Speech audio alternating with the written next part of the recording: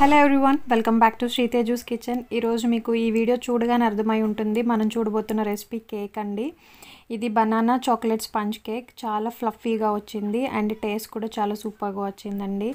Kids అందరికీ చాలా ఇష్టమైనది చాక్లెట్ కేక్. ఈ రెసిపీని ప్రిపేర్ చేసుకోవడం కూడా చాలా ఈజీ అండ్ ఇది మనం బ్లెండర్లో ప్రిపేర్ చేసుకోబోతున్నాము. అందరికీ అవైలబుల్గా ఉండే వాటితోనే ఈజీగా ప్రిపేర్ చేసుకోవచ్చు అండ్ ఇది టీ టైమ్ స్నాక్స్ కింద కూడా చాలా బాగుంటుంది. ఈ రెసిపీని కంప్లీట్గా చూసి మీరు కూడా ఒకసారి ట్రై చేయండి.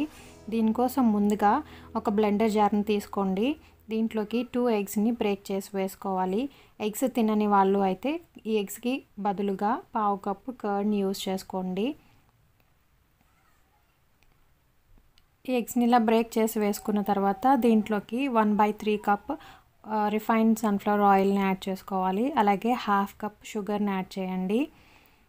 ఇప్పుడు 2 రైపన్ బనానాస్ని తీసుకోండి. మనకి ఎప్పుడన్నా బనానాస్ బాగా రైప్ అయిపోతే వాటిని పడేయకుండా ఇలా ఏదైనా రెసిపీ చేసుకోవచ్చు. ఎందుకంటే రైప్ అయిన బనానా హెల్త్కి చాలా మంచిదండి.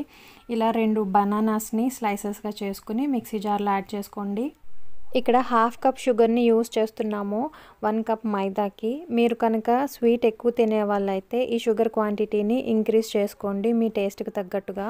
ఇప్పుడు లిడ్ క్లోజ్ చేసి ఈ బనానా మిక్చర్ అంతా మనకి స్మూత్ పేస్ట్ లాగా అయ్యేలాగా బ్లెండ్ చేయండి. మనం షుగర్ యాడ్ చేసాము, అలాగే బనానాస్ యాడ్ చేసాం కదా, ఇదంతా కూడా మెత్తగా అవ్వాలి.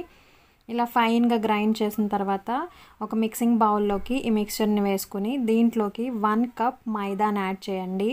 ఈ మైదాని నేను ఆల్రెడీ జల్లెడ పట్టానండి, కాబట్టి ఇప్పుడు నేను జల్లెడ పట్టట్లేదు. మీరు ఒకవేళ జల్లెడ పట్టాలి అనుకుంటే జల్లెడ గిన్నెలోకి 1 కప్ మైదాని యాడ్ చేయండి. అలాగే 2 టేబుల్ స్పూన్స్ కోకో పౌడర్ని యాడ్ చేసుకోవాలి. 1/2 table spoon baking soda, 1 table spoon baking powder. ఈ డ్రై ఇంగ్రీడియంట్స్ అన్నిటినీ కూడా జల్లెడ చేసుకోవాలి.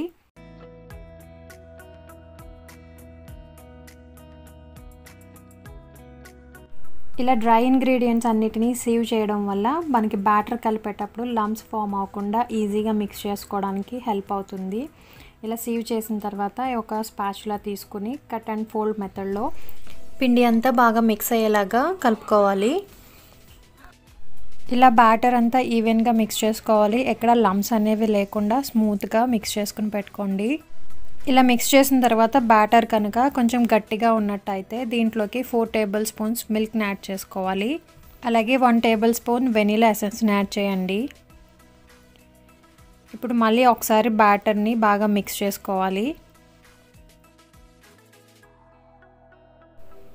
ఇలా కేక్ మిక్చర్ అంతా బాగా మిక్స్ చేసుకున్న తర్వాత ఈ బౌల్ని పక్కన పెట్టుకుని ఇప్పుడు కేక్ టిన్ని రెడీ చేసుకుందాము. దీనికోసం నేను 21 సెంటీమీటర్స్ కేక్ లోఫ్ టిన్ని తీసుకున్నాను. దీనికి బటర్ని అప్లై చేసుకోవాలి. మీరు ఏ కేక్ మౌల్డ్నైనా యూస్ చేసుకోవచ్చు.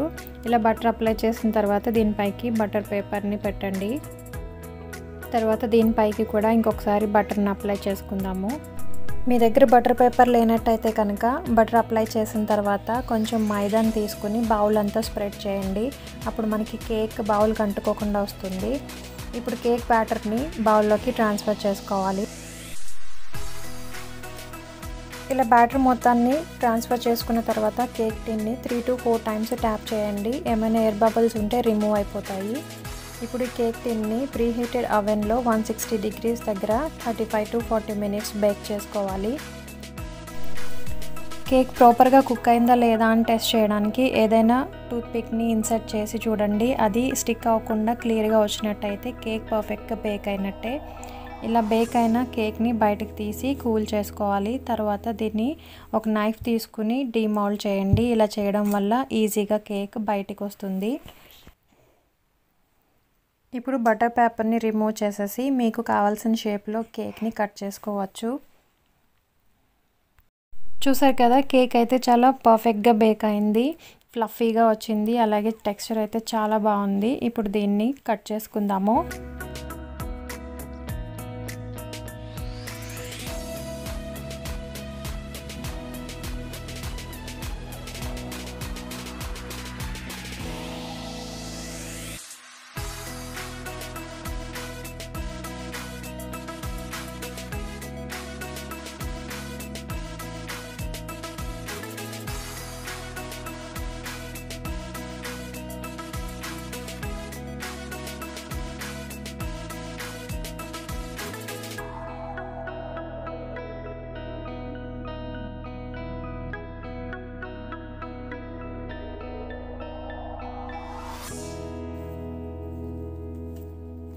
చూసారు కదండి, కేక్ చాలా ఫ్లఫీగా వచ్చింది. అలాగే టేస్ట్ కూడా చాలా బాగుంది.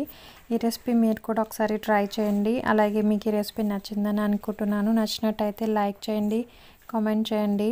అలాగే మరిన్ని వీడియోస్ కోసం మన ఛానల్ని విజిట్ చేస్తూ ఉండండి. Thanks for watching.